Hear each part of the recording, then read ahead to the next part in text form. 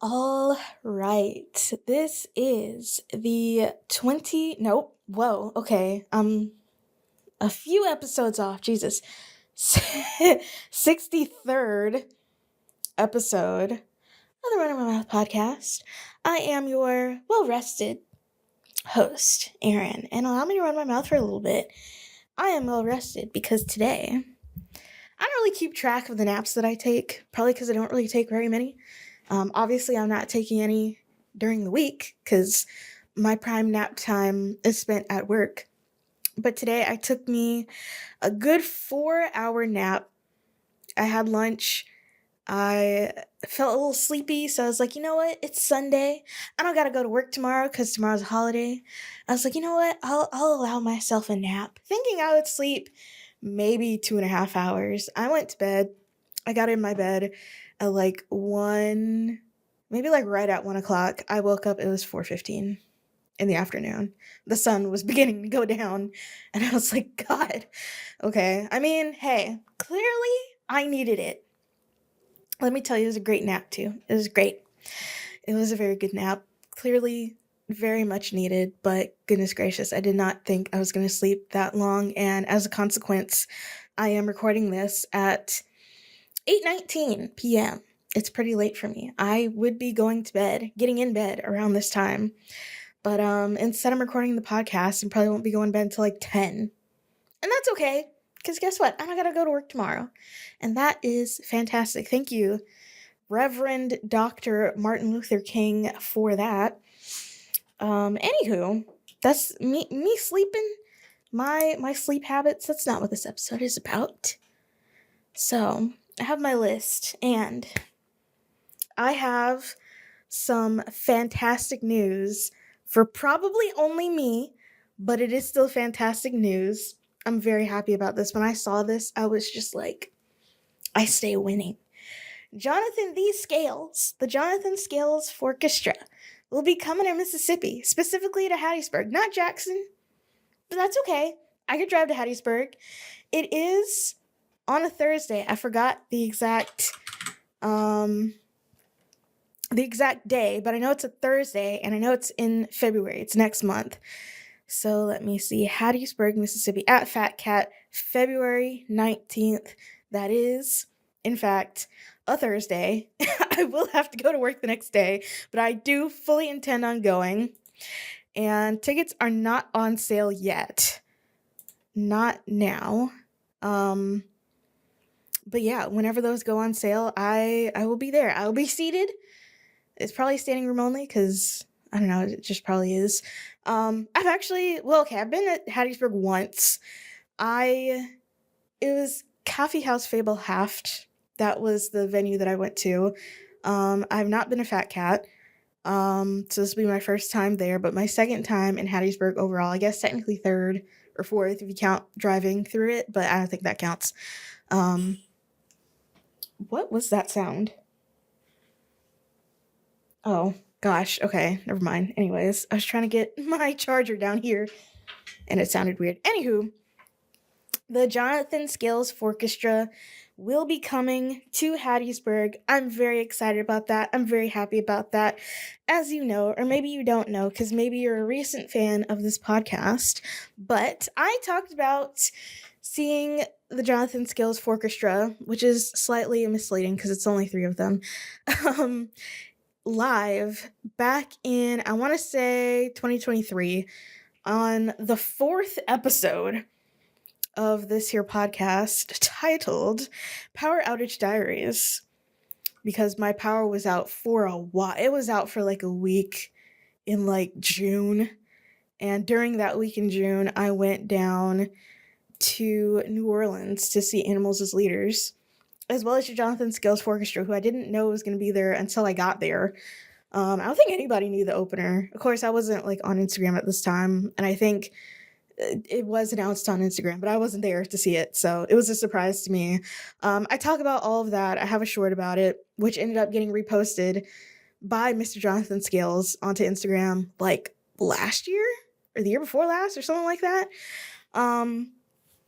So yeah, if you want to know the magic that is the Jonathan Scales Fourchestra. You should watch that short that I made. But to give you just a little bit of a taste, I don't know what this would be constituted as. Maybe jazz fusion. I don't really know, but they have a bassist who plays, I believe, a 5-string bass. They have a guitarist who is phenomenal, and then they have Mr. Jonathan the Scales of the Jonathan Scales Fourchestra playing steel drums. And you really just have to be there. You really just have to be there to experience it. And hopefully, if you're watching this in Hattiesburg or, in Jackson, in anywhere, because that's not the only places he's going to be. Let's see, he's going to Austin, Dallas, Pasadena, Florence, Alabama, when I saw that post, that's where my eyes landed first. And I was like, man, Florence, I was trying to figure out, okay, could I potentially, go to Florence? I don't even know what part of the state Florence, Alabama is. Hold on, did I spell that right? Florence, Alabama. Where is that? It is, that's way up. That's what is this? This is west of Huntsville. This is more north than Tupelo. So that probably wouldn't have been happening, to be completely honest. But it doesn't matter because he's coming to Hattiesburg, which is an hour and a half, an hour 20 away. Which now that I know how to use my cruise control, it'll be fine. But again, this is on a Thursday. And I don't know about any openers or anything like that, so it might not even be that long of a show. But I am preparing for the eventuality that I make it home, midnight. And you know what? I'm just going to have to deal with it. My workloads on Fridays are usually not that bad. So it's I think I'll be fine. I will have been able to see the Jonathan Scales Fourchestra for the second time in my life. And you know what? That's worth it. That is worth it. So I will be very excited for that to happen, to travel to Hattiesburg on a Thursday night to see a man play the steel drums. And you know what? It'll be worth it. But I'm just waiting for those tickets to go on sale so that I can see it. But speaking of shows that I have actually seen? Oh, Lord. Speaking of shows that I have actually seen, okay, yesterday, there's actually quite a bit going on the last couple of days here in Jacktown. The shows are back. We've gotten past the holidays and all of that. Honestly, once we get to I don't remember if I mentioned this last episode, but I feel once we get to January 2nd, everything the holiday is over for me. Cause January 1st, you're recovering from New Year's Eve if you did New Year's Eve activities, but by January 2nd, pack it up. Put everything away. We're in standard time now. We're in ordinary time, which is, Catholic liturgical calendar terms for you all, which I don't think that's just Catholic. I think there are other denominations that use the liturgical calendar, but I grew up Catholic, so I only know about that. But we're in ordinary time now. We're not in the holidays anymore. We are just in truly the doldrums of the year. So why did I even bring that up? I don't know. Shows are back. Shows are back in Jackson. And so yesterday there was an entire metal festival, which I did not attend because it's a festival. It's going to go on for a while. I don't know why. Honestly, I did kind of want to pop in, but I had stuff to do yesterday, so I couldn't just do that. But it was the Gates of Brutality Festival put on by the lovely kids they're not kids. They're teenagers.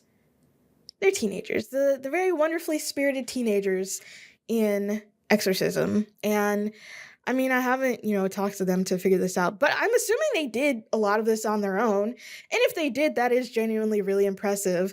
I couldn't handle doing a few bookings here and there, but they could put on an entire festival at Hal & Mal's, gather a bunch of bands in the state and regionally and maybe also elsewhere, to do that. And that's that's not nothing. That's not nothing. I feel that should be acknowledged. That's pretty cool of them to do that and be able to do that. So shout out to the exorcism kids for being able to do that. And from the videos that I saw, it did seem pretty decently attended. And I think they're thinking about doing another one next year, and that'd be really cool. But, maybe not in January. I don't know. It was just so cold yesterday. Like, I had stuff to do, but I just wanted to stay inside. I couldn't because I had things to do, but it was just so cold yesterday. Maybe I feel like February is when you really start, especially here in Mississippi, when you really start to get in the coldness. Maybe March. I feel like March would be a decent time for a festival. Speaking of festivals, I got this account recommended to me on Instagram called, I think it was called Westfest, but they're putting on, and I don't know what kind of festival this is, what kind of music it's actually going to be, because I haven't announced any bands yet, but they're they're going to be putting on a festival in Mobile, Alabama in July.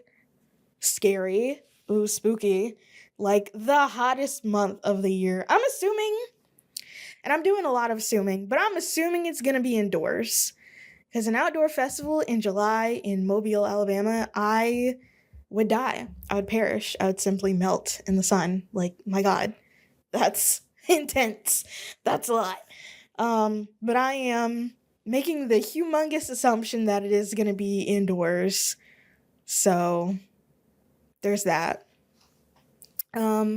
So yeah, that was yesterday, but also there was a show at the Patton House, which there are a lot of shows coming up at the Patton House, and I like how this has become a new little venue to add to the list of venues here in Jackson. But we had, and I didn't update the thingy on my calendar, so I'm just gonna have to go off of my Instagram. But we had bands from Hattiesburg, Starkville, and then there's Dreams Without Color from Jackson. But let me get the actual lineup momentarily. Okay, so 6 days later, so this band I think is mostly college students. I think, given that it is, Hattiesburg, Starkville, I think all of these bands, except for Dreams Without Color, all these bands are college students, which is fine. Where are the bands at Belhaven? That's what I want to know, by the way. Since Jackson is technically a college town. It is the capital and everything. But there are several colleges here. So you have Jackson State. You have, would Tougaloo count? I mean, that's not really in Jackson, but it's in the metro area. So I'm going to count it. We have Tougaloo. We have Belhaven. We have Millsaps. And I think we have Mississippi College, and then there's the med school. That's 6. So there are a decent amount of institutions of higher learning here. We have community colleges. We have Hines Community College. I think there might be one in Raymond. There's a few different community colleges. There are a lot of colleges in Jackson. Are we considered a college town? I don't know. That's a great question. Either way, where are because I feel like there have been so many, even in the short amount of time that I've been here, I've noticed that there have been a lot of bands to come out of Starkville and Hattiesburg, specifically formed at those colleges. Now, don't ask me which college is where, because I don't remember, but you will know, probably. So it's where are the college bands here, where are the bands coming out of Jackson State? Where are the bands coming out of... Which, I mean, listen, there's a decent amount of musicians at Belhaven. Belhaven is, for all intents and purposes, really an art school, if we're keeping it in a band. They have other programs, but their arts programs are, kind of their biggest programs. So it's where are the bands coming from there? I don't know what Millsaps has going on, so I can't really speak to that, but where are the bands coming from there? Med students have no free time, so I'm not even going to ask about it. And Mississippi College, the only one that I know of is the law school. And lawyers can be in bands. Can law students be in bands? I don't know. Is that a med school situation where they have no free time? I don't know. But I'm asking, where's Jackson's college bands?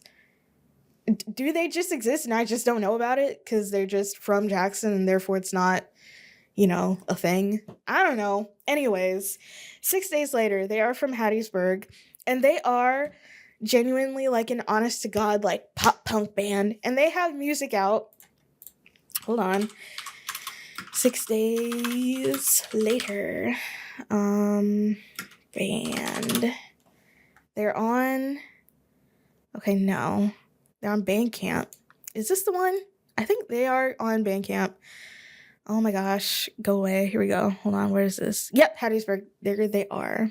This is one track. They have one single on Bandcamp. But either way, they're from Hattiesburg. And I can't really place it. I can't think of it. Like, I know it.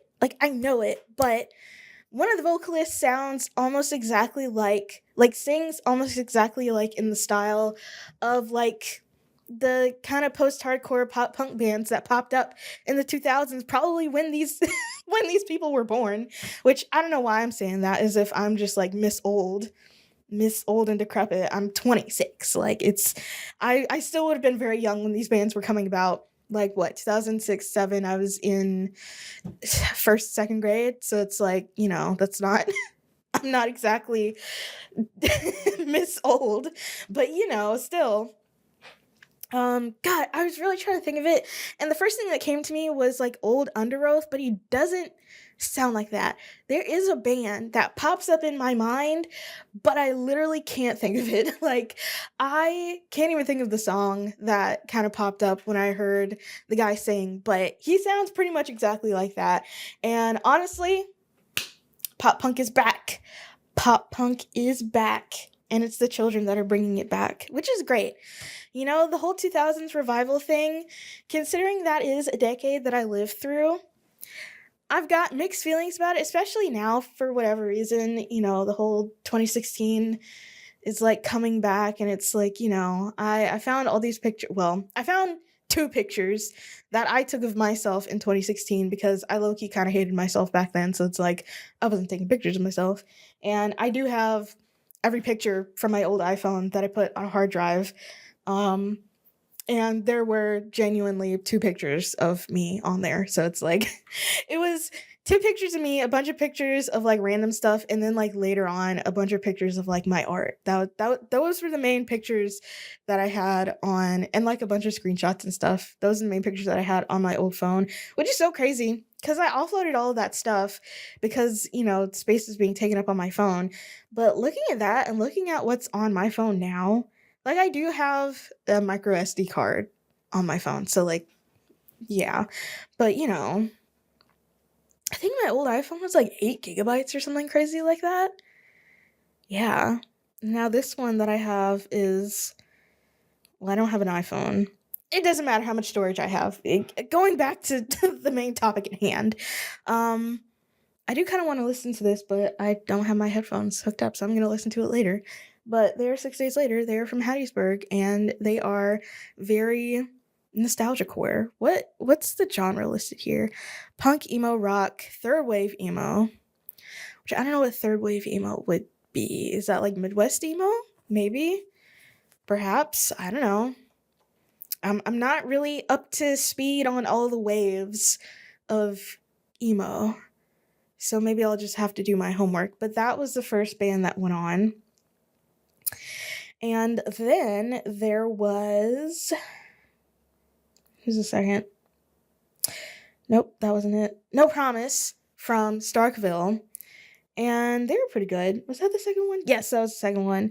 I don't really know how exactly to describe their music because this has been established. I am pretty terrible at like recognizing and identifying genres. So I will just say they're like kind of indie alt rock. Let me see if they have any. Oh, on their Instagram, they describe themselves as Starkville fake emo. If that gives you an idea. This has been reflecting in my eye and bothering me. Okay.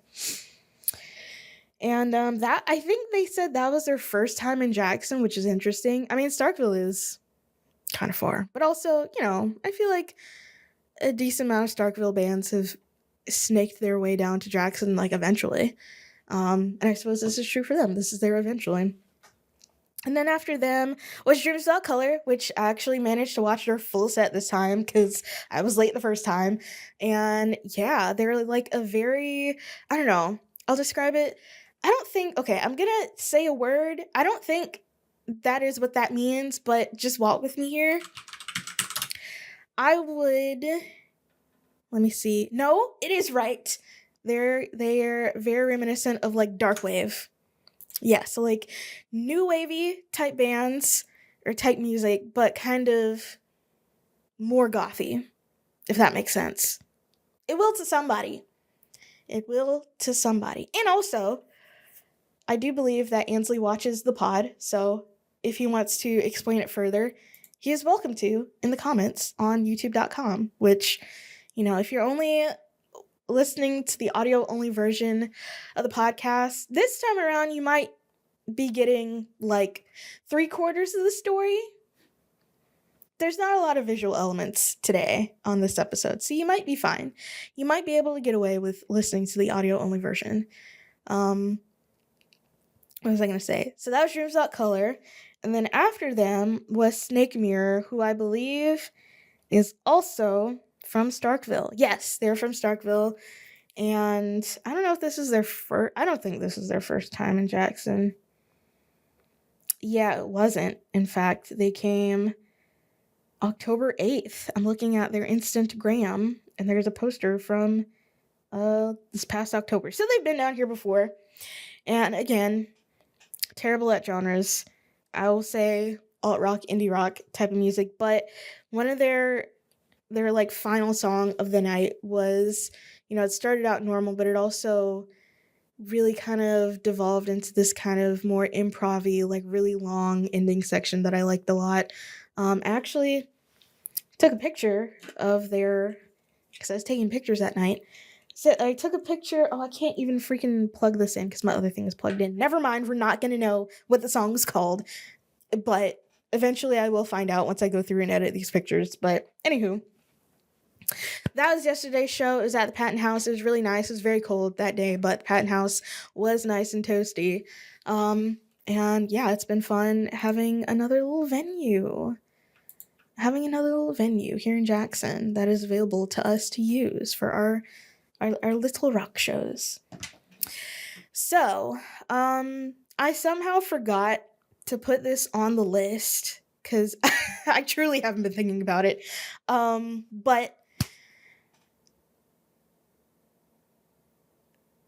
I'm trying to figure out how to begin this. I'm making it more dramatic than it needs to be. It really doesn't need to be dramatic, but Lucy and I have come to the decision, which as you're watching this, I mean, it's been almost a week since this has happened. So if you're finding out about this now, sorry, old news, but we have sort of come to the decision that we are not continuing with Good Gigs JXN. And honestly, the truth of it all is that I think both of us were just kind of over it. She was still booking shows, but not through Good Gigs, and I stopped booking. When was that last show that I did? That Dungeon Synth show. That was that final show that I had. And honestly, that show went well enough for me to be like, ooh, I kind of want to do this more, but also at the same time, it's like, when was that show? Hold on.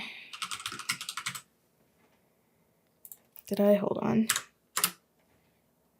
Really? Hold on. I know that's not, hold on. Does it matter? Okay, yes. Yes, it does matter. First of all, when was this? 21st of July. That was the last show that I booked. And the one before that, I don't even know. That might have been that Valentine's Day show that I did.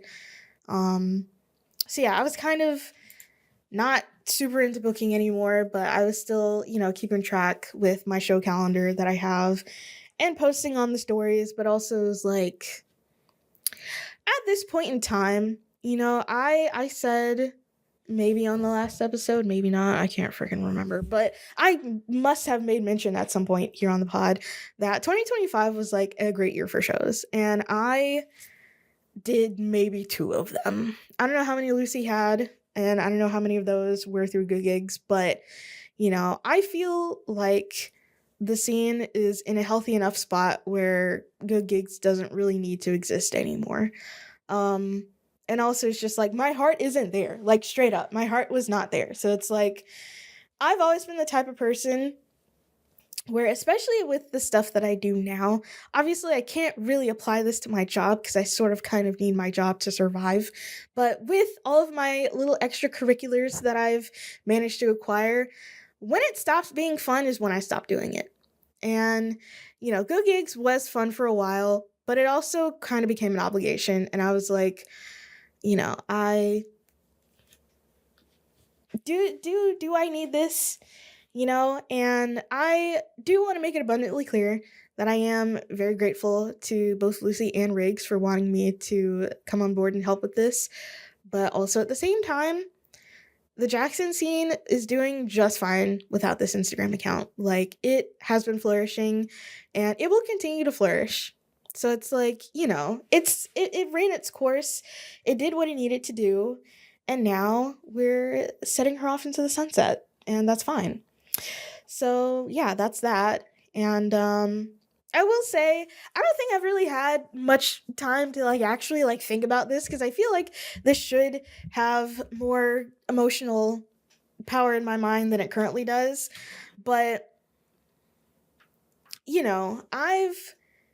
it's really interesting because that has sort of not me knocking stuff over. My gosh, go over here. Yeah, this podcast is also kind of served to document my involvement in the music scene here, because when I started out, I was just, yapping about whatever. And me yapping about whatever usually turns into me yapping about music, because that is something that I was really into. Still am. I don't know why I said was. Of course, I'm still really into it. I'm very into music.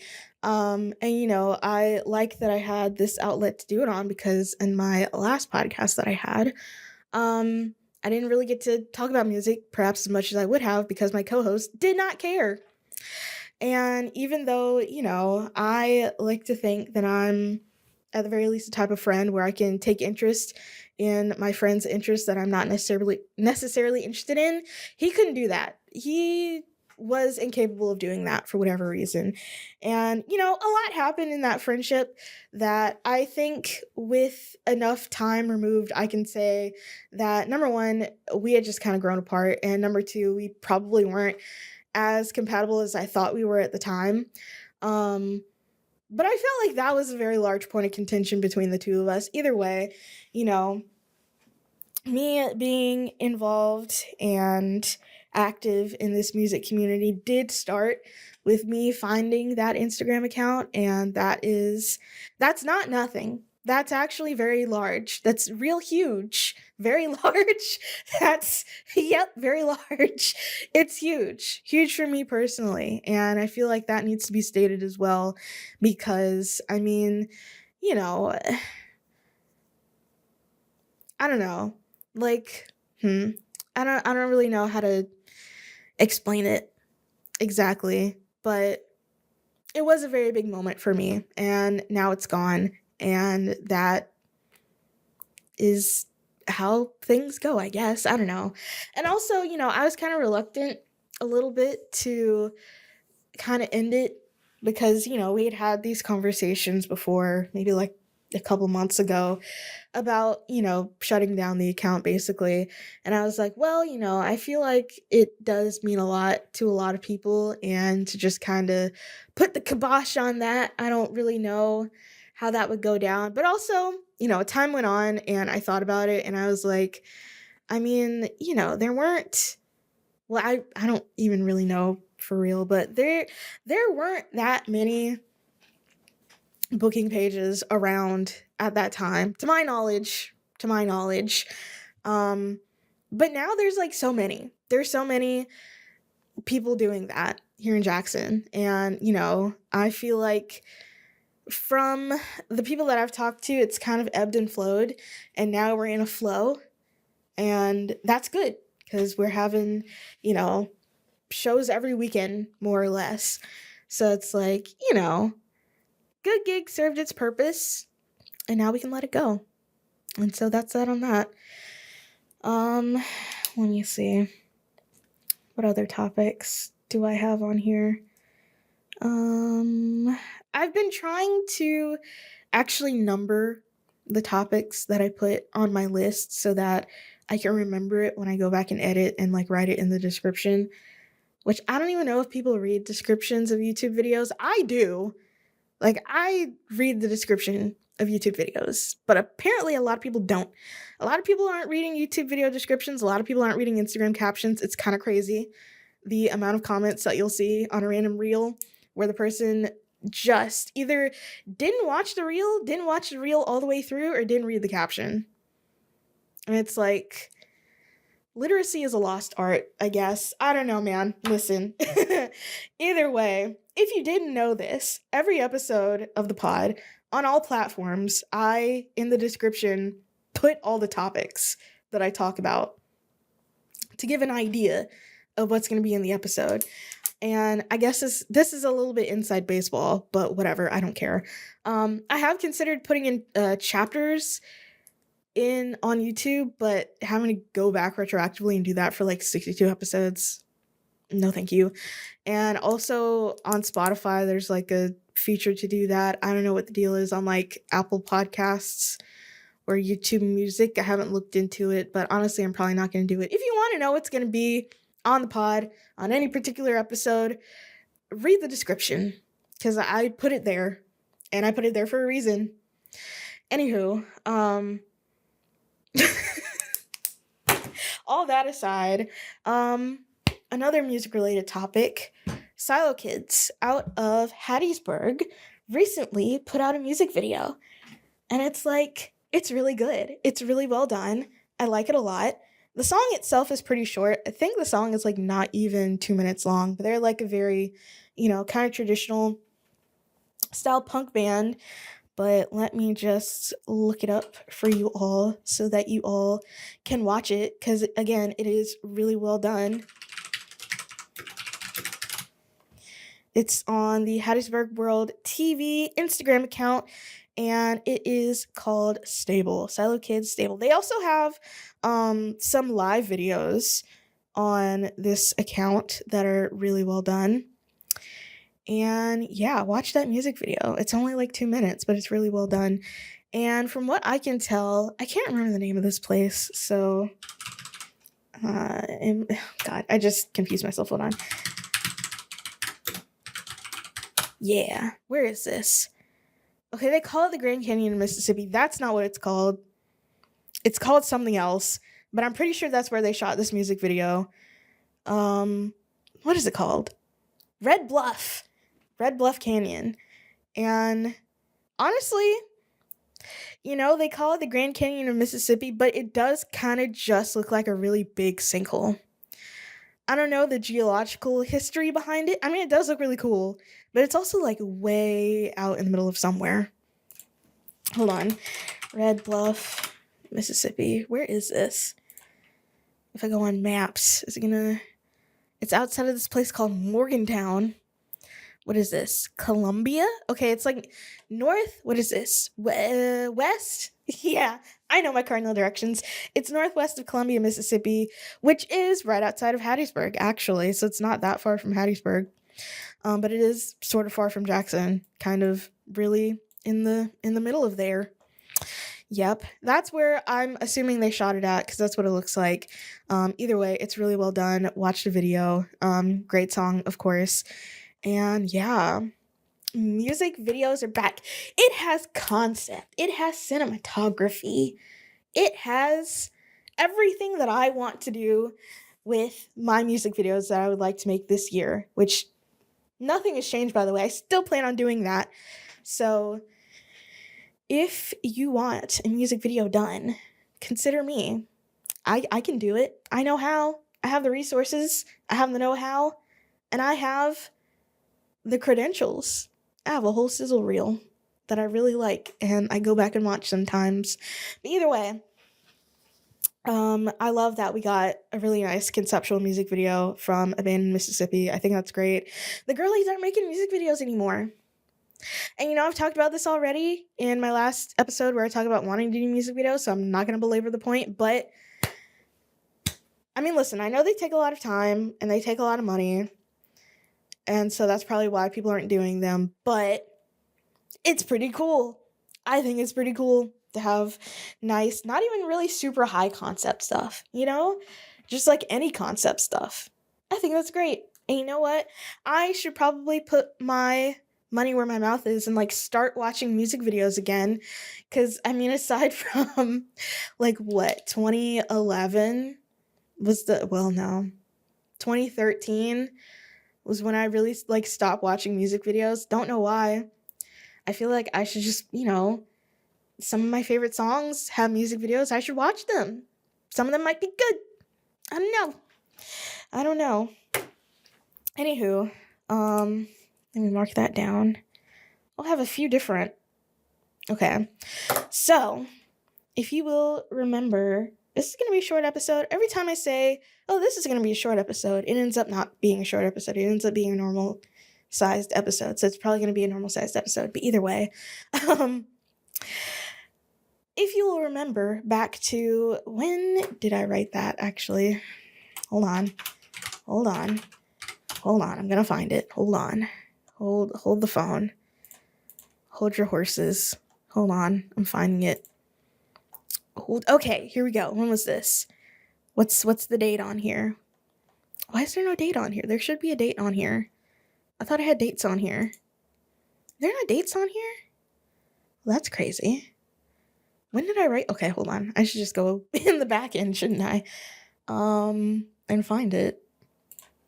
And that will give me a date. What's 6? June 22nd, 2024. Good God, that was 2 years ago. Don't think about that too hard. June 26th, 2024. I published an article about an artist called Knife Palms, whose music I happened upon and I really enjoyed it for its nostalgic sound. And so Will of Knife Palms has sort of, which I'm not going to lie. I'm not even going to lie. I'm not even going to lie. It's starting to make me mad. But he has sort of stopped and restarted a few different times with making music, which, I mean, that's fine. I just wish he would leave the stuff up so that I can continue to listen to it.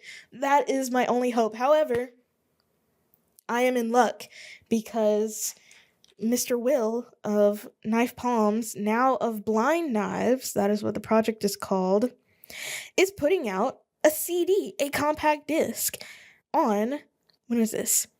February 4th, which is, when is February 4th? Let's see, 1, 2, roughly 2 weeks, 2-ish weeks, something like that. It's the first week of February. That's in like 2 weeks. Yeah. Putting out a CD for an EP called Window. And I am excited for that because, again, CD, I'll have something physical that can't be taken away from me. Not this time. Because I really do wish I could listen to So They Say, which I know he's reworked one of those songs to be something else, but the rest of them are just gone. And I can't listen to So They Say anymore, and that makes me sad. But they have reappeared. Some of the songs have reappeared in a different form, which, hold on. I don't even know if this is still up. Is it still up? Well, howdy doody, I can't freaking find it. Hold on. Hold the phone. I might be able to find it. Maybe. Perhaps. Maybe. No. Nope. Nerp, that is gone too. So yeah, I keep getting my music taken away from me. And it's making me mad. But now there's a CD coming out on the 4th. Well, actually, I don't know when the CD itself is coming out, but the EP is coming out on the 4th of February. And I'll be excited when that happens because then, again, I won't have things that can be taken away from me. Okay? So that's that. If you're into, what did I say about his music? It was sort of reminiscent of some, I guess, kind of later pop punk stuff, but more modern sound. If you're into that, that's coming out soon, and that's great. So, by the way, for my advertisement time, since last episode, I have gotten 2 new responses on my, Google form for seeking, which is good. But I need 15 more if I'm going to actually put this thing to print. So the QR code is up on the screen. Screenshot this, scan it, go to the link. The link is also in the bio of my Instagram, which now that I think about it, you know what? I can do that later. I can do it later. Will I remember to do it later? I don't know. It's also almost 9 o'clock, so maybe not the best time to be posting, but either way. What was I saying? Yeah, seeking. What are you seeking? Are you looking for love? Are you looking for friends? Are you looking for pen pals? What are you seeking? You might be able to find it in this zine. So put yourself out there. I'm still not reading my entry because I thought about it again and I got self-conscious all over again. So, but put yourself out there. Go out on a limb. Go out on a lark, perhaps, and submit to my zine so that I can print it, please, this year. Because I was saying early 2026. I'm keeping it in band. It's probably not going to come out until the summer. Unless I can just get 15 responses all of a sudden. And if I can, slay. If not, it's not coming out till the summer then. Anywho, aside from that, oh my goodness. It's, I'll be very excited to see the Jonathan Scales Fourchestra coming up and also to see Era and Currents and Caskets and Aviana, but mostly Era in Atlanta in March. And also, I've been thinking, because I saw that the band Sun is going to be in... Have those tickets gone on sale yet, actually? Hold on. Is going to be in New Orleans in April? Question mark? Why is this... Okay, hold on. Let me turn off my ad blocker for this. Hopefully that works. Oh, it didn't even work. Anyway, they're going to be... Why does this not work? Why are you blank? Hello? Okay, that's weird. Anyways, they're going to be in Atlanta at April 7th. What day of the week is that? Actually, a Tuesday. Okay, I don't know if I want to take off work for that. But, these... Sun especially, very loud band. The Goat Farm Arts Center. Now, wait a minute, because that must have changed. They were originally going to be at, a theater. Huh. They were originally going to be in, some theater. Well, that has changed.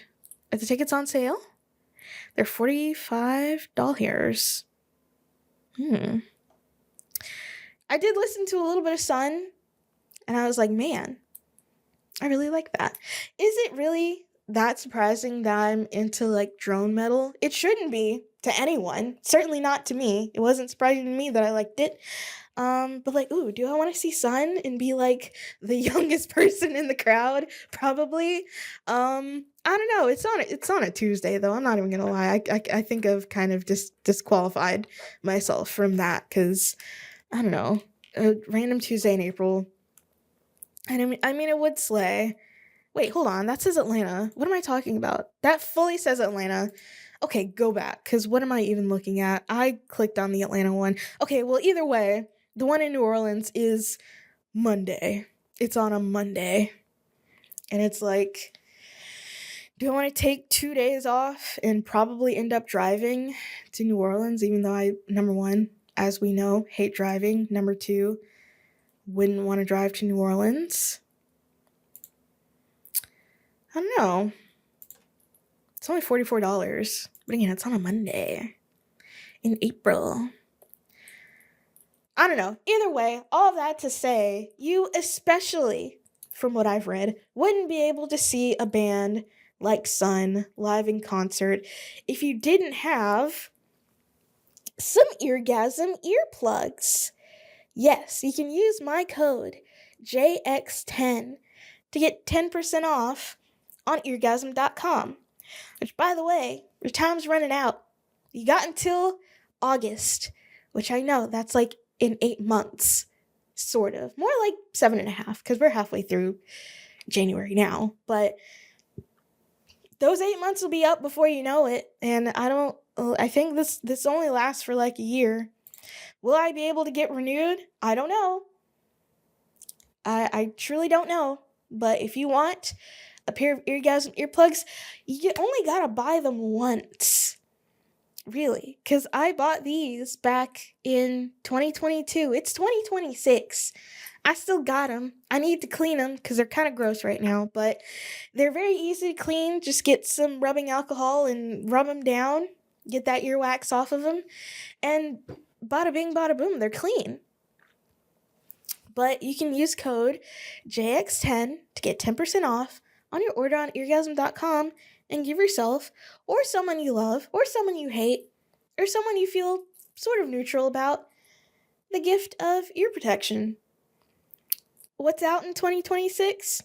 Hearing damage. That's what's out. Protect your little ears. Do it for me, or do it for yourself. Do it for God. Do you believe in God? That doesn't really matter. But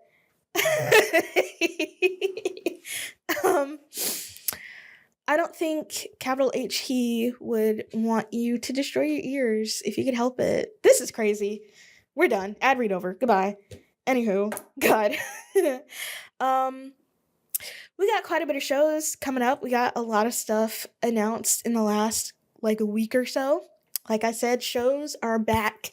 Shows are back. Okay. So, on Wednesday, the 21st, the day that this is coming out, we have Bad Crime, Obsessed Tact, and Eyes Like Yours at the End of All Music at 7 o'clock. And then, on Saturday, we have Storage 24 and Echo Pilot at Howlin' Mouse at 7 o'clock. That's this upcoming Saturday, the 24th. Did I say that? Of course I did. And then, on the 30th, we have Bass Jump, Charcoal, Aureus. I'm assuming that's how you say that. I'm not 100% clear. They're from Mississippi, though. Aureus and Hangnail Ripoff, who came a couple months ago. When was this? Either way, they're coming back. They're from Florida, and they're coming back. And Eisen at Hal and Mal's at 7 o'clock on Friday, January 30th. And then February, okay, there's not a lot on my calendar actually, but I feel like February, like yes, okay? So we have Water Moccasin, Spider Shed, and Shangri-La at the Patton House on Saturday, February 7th. And then on Monday the 9th, a Monday night show, we have 2 bands that have actually been here before, and I've actually taken pictures of all these bands that are going to be on this bill. But Sanity Slip from, I think, Texas.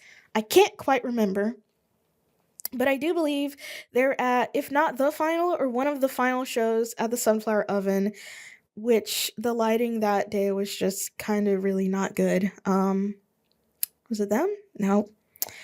Was it them? Yes. Okay. When was that?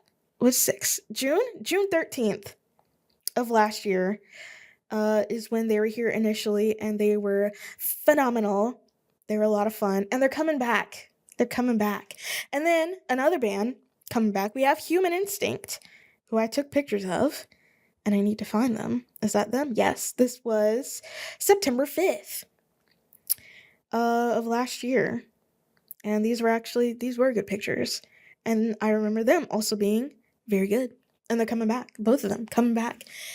Monday, February 9th at the Patton House alongside Face Rot and Shangri-La, which I'm not super clear as to where Shangri-La is from.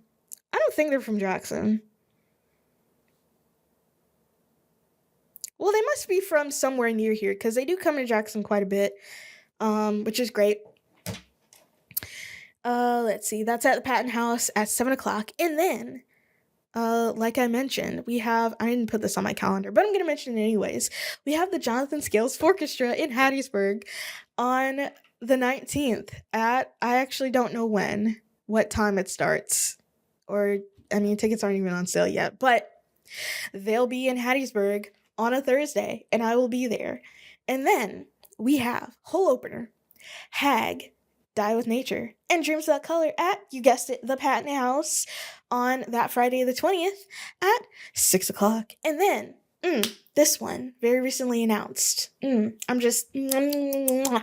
to eat so good at this particular show.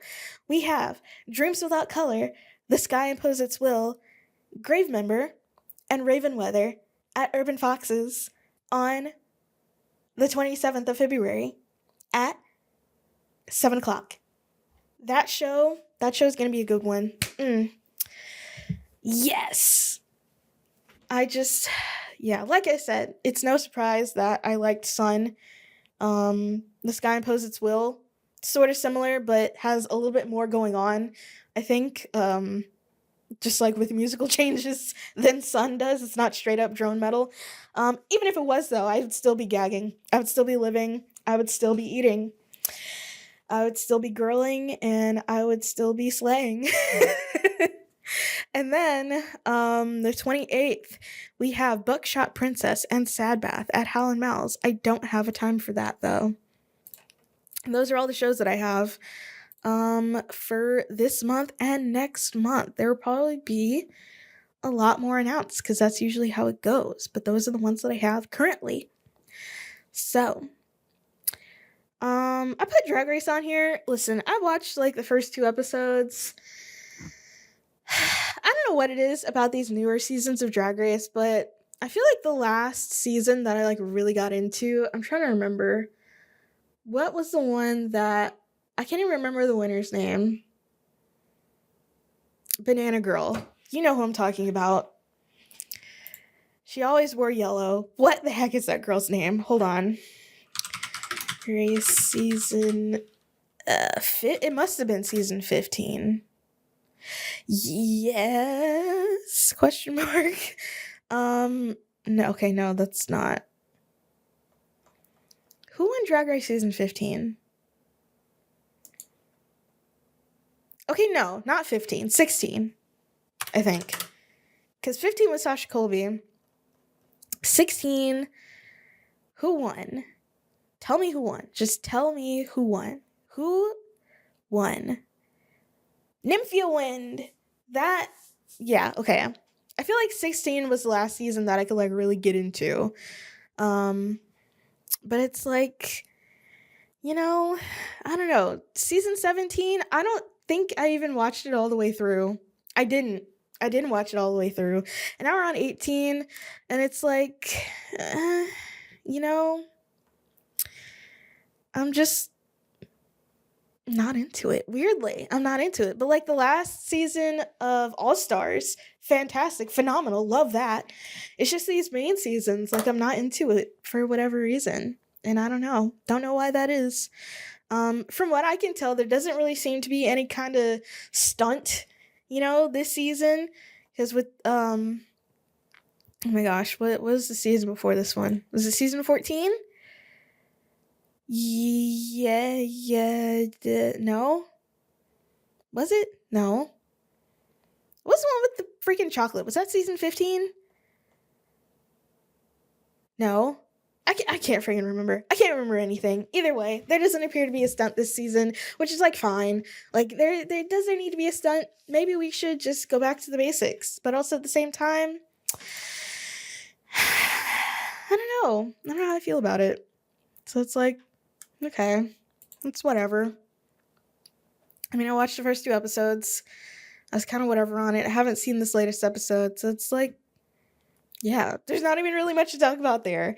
So that's that on that. But this last one that I did put on my list, I don't know how to feel about it. Like whether or not I actually want to talk about it. Because, I mean, I do. Obviously, I put it on the list. Therefore, I do kind of want to talk about it. But I don't know. It's been... I gotta push the keyboard back for this one.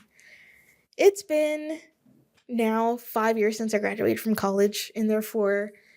I mean, I was going to say therefore I haven't thought about it in a while. But clearly, I have. So that's like a lie. I've been thinking about it since I graduated, just kind of thinking about my time in college, how it went, how I sort of wished it would have went, how maybe my time could have been utilized a little bit better. I mean, I think my time was utilized as well as it could have been. I ended up graduating a semester early, so is that a good thing? I don't really know.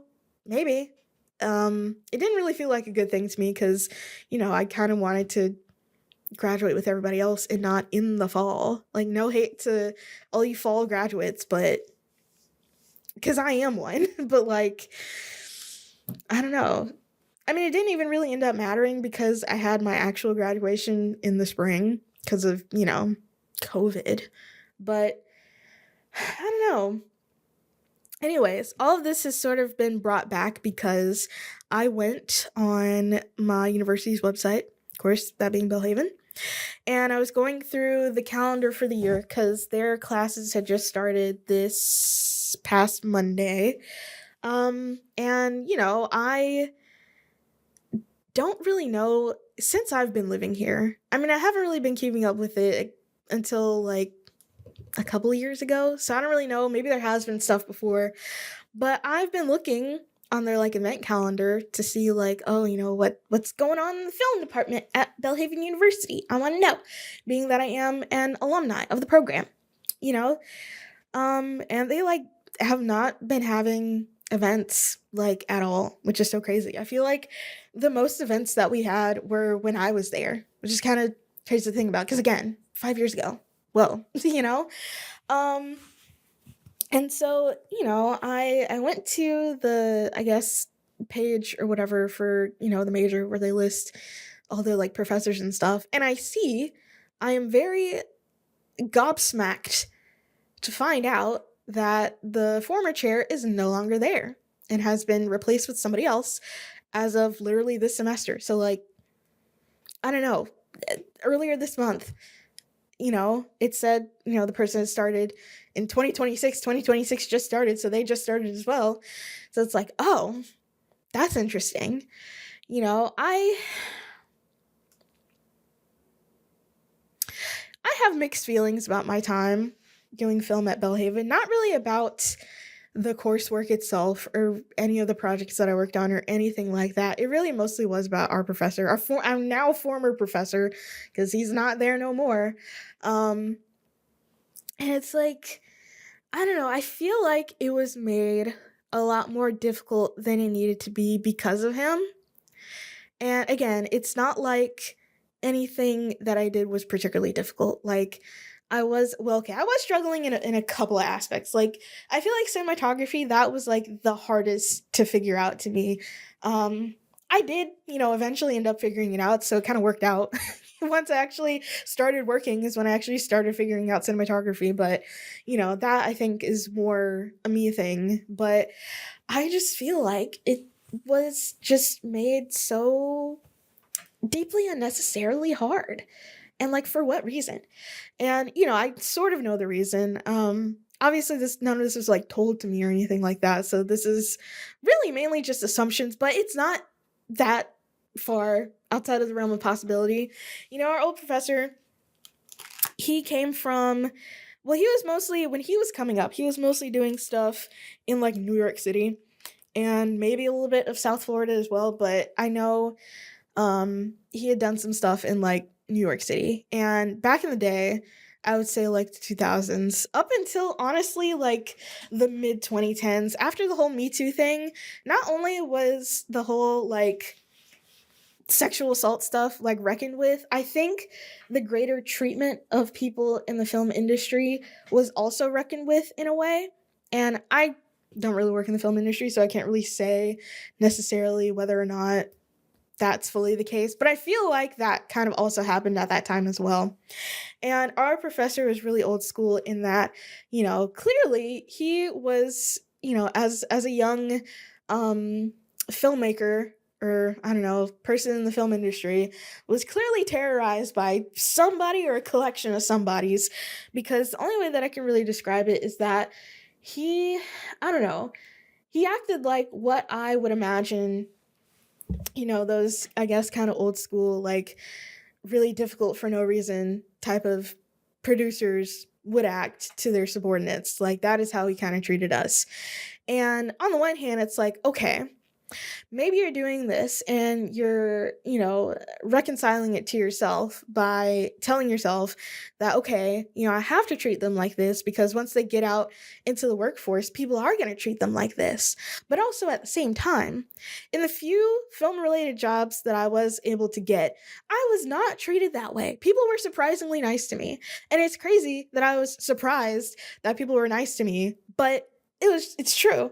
Like, they were a lot nicer, like, and a lot more easygoing and just a lot better to work with than our old film professor. And it's like, well, shoot. I mean, I don't know if this is like a regional thing. Maybe it's because, the only film type of stuff that I did has been here in Mississippi. So I don't know if it's just like people are nicer down here or what. But, it's just like, what were you doing all of that for?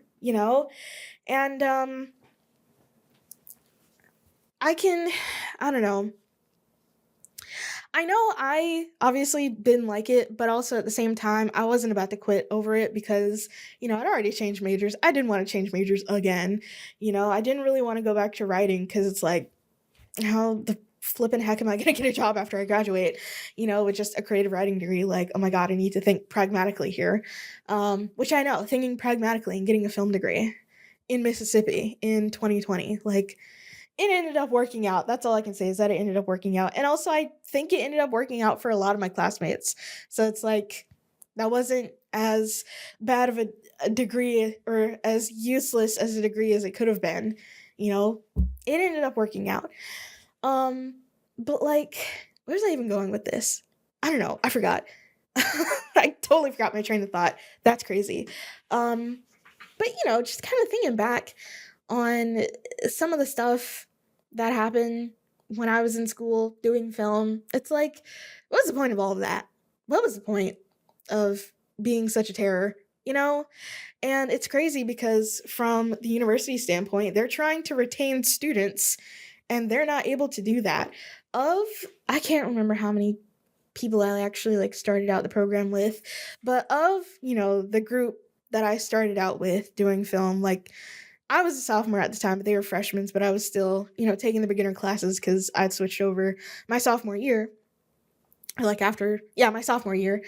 I'm really trying to rack my brain, but I think only one or two, there might have been more that were like minors because they offered the program as, a minor and a major. But I'm really racking my brain, and it's like, of those that I started with, I think like one ended up actually, well, aside from me, ended up actually continuing with it all the way through. Like, the retention was bad. It wasn't good at all. And, not only was it because of his kind of, old school way of approaching this, there was also a really, really big favoritism thing going on. And it was, I don't know how noticeable it was to people on the outside, but to people to all of us, it was very noticeable. Like, you could tell if you were a favorite or if you were not a favorite, right?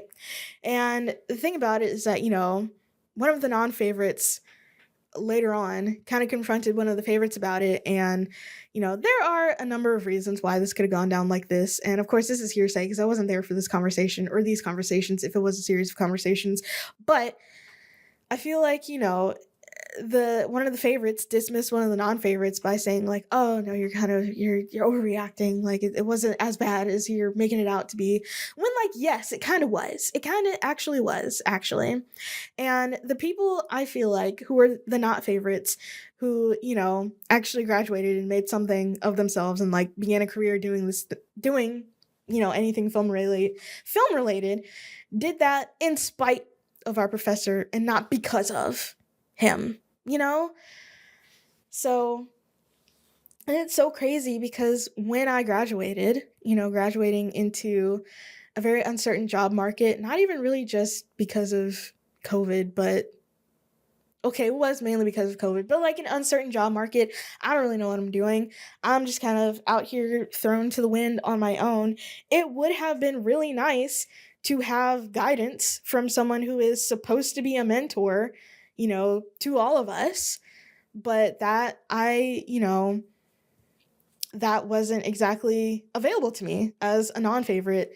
And, I could have, and, like I said, it all ended up working out. So it's like, it is what it is. But if I was able to get some guidance from, or like any amount of mentorship from our old professor, like, what would I be doing now, And yeah, anywho, I mean, he's gone. So it's like, what has happened has happened. And I read the bio of the new guy that's there, and I mean, he has some pretty impressive credits, honestly. And I don't know the guy. I've never met him. So it's like, I don't know what he's like, but I can only hope that he's not like our old professor, not old school, not, engaging in favoritism and making things difficult for people who just want to learn how to do this kind of thing. Because the thing about Belhaven that I really appreciate about the film program is when I applied to the creative writing program, I had to have a portfolio, which, given that I was doing a lot of writing when I was in high school, just for the love of the game, that wasn't really too hard for me to put together because, I had a lot of writing to submit as a portfolio. But there are some film programs, which I haven't really looked into any of these undergrad film programs, but I think there are some film programs, at the collegiate level that will require you to have a portfolio of some sort. And it's like, if you didn't really have access to that kind of thing in high school, because there were no AV clubs in my school, there were no drama clubs in my school, there were really barely any kind of creative type of clubs in my school. They're all pretty much STEM focused and career tech focused and trades focused at my high school, which, that it has its pros and its cons. If you're trying to get into a trade, if you want to be a brick mason and you go to Selma High School, you can become a brick mason when you graduate. But if you want to do anything other than being a nurse or going into a trade or anything like that, you're probably going to struggle if you're in a small town situation like I was in, because they were really focused on, college and career. We need brick masons and welders and nurses, which, like, yeah, but what about the kids like me who just want to express themselves creatively? Like, we had art classes, but there wasn't a whole lot to them, to be completely honest, and that was the most creative thing that we had. We had, like, choir, but I wasn't, like, singing back then, and also they were mostly singing, like, gospel songs, and I wouldn't have wanted to sing that anyway. No theater club, no drama club, no debate team, no anything like that. And so, I didn't even know that something like that was even really going to be available to me until I got to school. And the good thing about Belhaven, which I don't know if this is still the case, I hope it's still the case, but their admission requirements don't require you to submit a portfolio, which I'm gonna look to see if that is still the case, because if it ain't, I don't know. Hold on. Well, let's see. Where would I find the admission requirements for this? University catalog, options. What if I just go to apply? Is it gonna take me to a thing? Yeah, it is gonna take me to a thing. Application deadlines. I don't want to do a form. I just want to see the requirements. Request info? That's going to take me to a form too. Okay, why can't I just see the admissions requirements for this? What are the admissions requirements? Networking, worldview, blah, blah, blah. What can you do with the degree? Yada, yada, coursework, collaboration, portfolio. Here we go. 4-year plan. Well, that just talks about the courses that you're going to take. Scholarships? Are there scholarships? Probably not. Career options, blah, blah, blah. I mean, there's not really anything about admissions requirements. I don't know why that's the case. If I request info, I don't want to like do a thing to find this out. Why can't you just tell me? Just tell me what it takes. What's, hold on. I feel like this should be just out there. How to apply. I feel like I'm derailing this entire thing. Application fee, start your application, resources. I'm a first-time college student with 0 credits. Transcript, GED, contact the admission, submit your FAFSA, computer requirements. What is that? Oh, this is for online classes, I guess? I don't know. Yeah, no, that's for online classes. Credit for prior learning, FAQ. FAQ? What does it mean? Accreditation, online class. Is this just about online class? This is just about... Okay, that was for online classes. Never mind. What are the... Okay, that's online. Admission requirements, undergrad admission, costs and aid. That might be it. Okay, this is... this is going... What do I have to do? Like, I haven't applied for college in clearly a while. Like, 8 years now? This is the last time that I applied for college? No, like 9, probably. Blah, blah, blah. Just tell me what I have to do. God. 80 programs. Okay, cool. All right, man, listen. Okay, so I don't know for sure if you have to submit any kind of portfolio before you go into the film program, but back in my day, you didn't. So you can go in there, clean slate, start from 0, not know how to do anything, and leave learning how to, make a film. And I think that's really important that that's there, and I hope it stays that way because, not a lot of schools offer that. Well, Heinz does, but that's a little bit different. I think that's like a 2-year program, which again, it's a little different. So it's like, I don't know.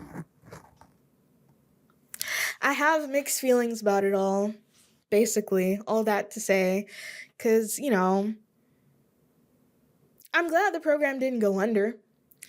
Why do I care so much about the film program? A film program that I'm not in anymore, don't work for, not involved with, which, to be fair, I have sort of wanted to be involved with it. So it's like, maybe that's why I care. But like, honestly, I think part of it is when I was in there, first of all, the program was really small. It started in 2018. It started in 2016. I joined in 2018. There weren't a whole lot of us in there. And there were even fewer Black people, and there are even fewer Black girls. In fact, I'm trying to think, for my cohort, I was the only one. Hold on, let me think about that further. Was I? No, I was. Yeah. So it's like, I think representation is really important. I know in later years there have been quite a few more. In fact, when I was a senior, there were a bunch of freshmen who were Black girls, and it was, for whatever reason, foisted upon me to be the, I don't know, role model for them when I kind of barely knew what I was doing, anyways, I just feel like if I was in school, right, and there were, number one, just any other Black girls in the program, period, but if there were, other Black women doing what it was that I wanted to do. Now, obviously, I knew they existed. Black people are kind of everywhere. But if I just got to see that, I feel like that would have helped me out so much. If I just got to see that and got to, listen to them and hear their experiences about doing whatever it is that they do, that would have helped me so much. Because, on the one hand, I was going to graduate no matter what. I was going to graduate. I was going to complete, the program and go out there in the world no matter what. that's what ended up happening. But if I just could have seen someone who looked like me doing what I wanted to do and just not even really got to talk to them, just see them in person in my airspace, that would have meant a lot to me. And I really hope that whatever Black girls are in that program now are not deprived of that experience. Because white men, dime a dozen in the film industry. You go into LA, you go to wherever those Universal and Netflix lots are, you close your eyes, you start walking, you're gonna run into a white man. I feel like you can say that about a lot of things, but it's like some of my classmates who are white and male, they didn't really have to look very hard or very far to find people who look like them doing what it is they wanted to do, right? So it's like, and I'm not even talking about like particularly famous people, just like regular everyday people who you don't even really think about doing film stuff, like, just like regular producers who aren't super high profile, doing 9 to 5 type stuff in film. Like seeing that would have meant so much to me. And, because I think of the age of the program, there weren't really a whole lot of alumni to call upon to, be seen in that way. But yeah, what can I say? I just want the Utes to have it better than I did. And I'm hoping that the Utes are having it better than I did now that our old professor is gone. But only time will tell. Only time will tell.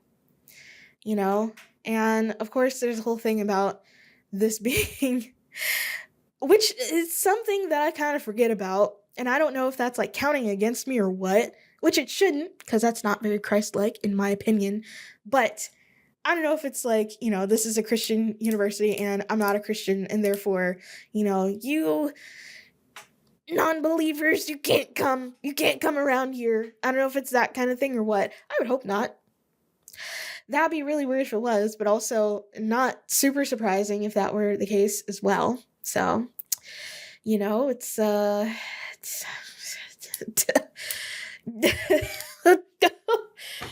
what can I can't really do much about that, I don't know.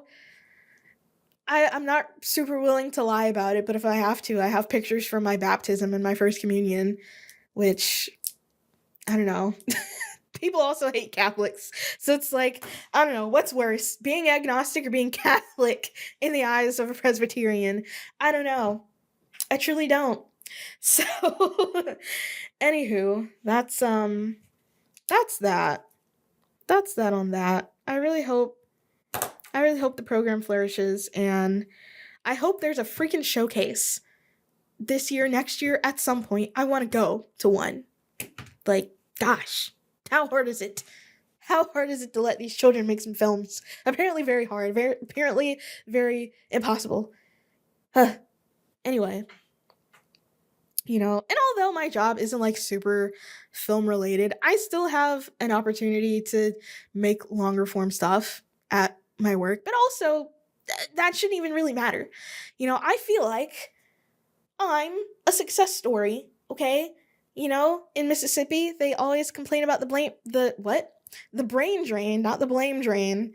The brain drain. How all of our smart, talented, amazing Mississippians are going elsewhere to find opportunities because there kind of aren't opportunities in a lot of sectors here in the state, which I'm not going to litigate that because, I feel like that can also be said about Alabama, but maybe not as much, to be completely honest. But either way, I feel like I'm a success story. I'm not even from here. I chose to come here, not only for school, but I willingly chose to come back for work, and I've been living here this whole time, enjoying it most of the time. Not when it like rains really hard, but either way, enjoying it, right? And I've been working, stimulating the local economy, okay, paying taxes, right? And I feel like that should count for something, Why am I not on the website? That's the real question. Why am I not on the Belhaven website? I don't know. Maybe when I win this Emmy this year, which I hopefully will win this year, then I'll get to be on the website. But till then, I guess my agnosticism is holding me back. That's okay. If we're keeping it in a band, that's probably why I'm not on the website, because it's a Christian university. What? Hey, I don't know, man. Listen. Is that really holding me back? Like I said, it shouldn't. Why do I yearn to be acknowledged by this institution so badly? I don't know. Maybe because I feel like I've put in my time in this prison, right? I feel like, and I made the best of it. I feel like I should be given a pat on the back. That's it. Pat on the back, some flowers, and a spot on the website. Okay? So yeah.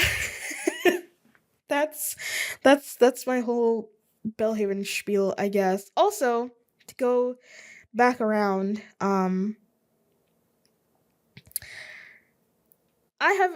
know of at least 2, maybe 3. I'm really struggling to think of who the third person is, but I know definitely 2 people who left the program specifically because of the actions of our old professor.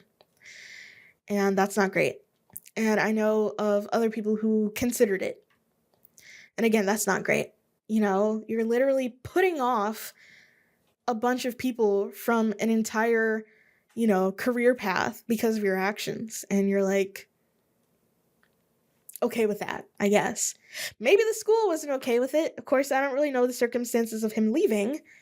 The nosy part of me really, really wants to, though. I really want to, not even really to tell other people, just for my own satisfaction, satisfy my own nosiness and my own curiosity. But, yeah.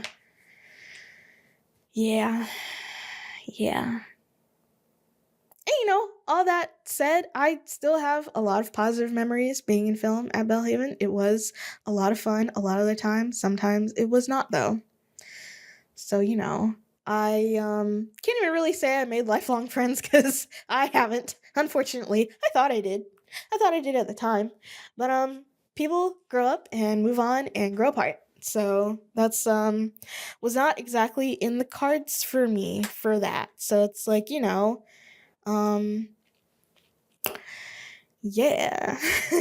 Anywho, I've been yapping for too long. It's almost 10 o'clock and I haven't had dinner, and I should probably do that before I go to sleep. So, yeah, this has been the 63rd. Hold on. Yes, this has been the 63rd episode of the Runnin My Mouth podcast. I've been your host, Erin. Thank you for allowing me to run my mouth. Use code JX10 for 10% off on eargasm.com. Don't let your ears be naked in 2026. And also, screenshot this, scan the QR code. You're making me do editing. Of course, I'm choosing to do this, but whatever. As if I haven't edited and stuff before. Whatever, man. Scan the QR code, submit to Seeking. Hopefully I can get that out in this year. And follow me on Instagram, because if you're not following me on Instagram, you're only getting half the story. And I've watched those first couple episodes of Drag Race. I haven't watched any Untucked. Crazy, I know. Untucked is just so manufactured these days. Just give them some liquor and let them talk. Honestly, don't prompt them. Don't send the guest judge back there. All right, make them stay up front. Bring back the old Untucked, is what I'm saying. Anywho, yeah, I've got to find some food. It is Sunday, and usually on Sunday I try to fold my clothes and clean up and make food for the week. I didn't do any of that. You want to know why? Because I'm going to do it tomorrow. Because I don't have work tomorrow. And that is the real reason for the season, and now I've got to go.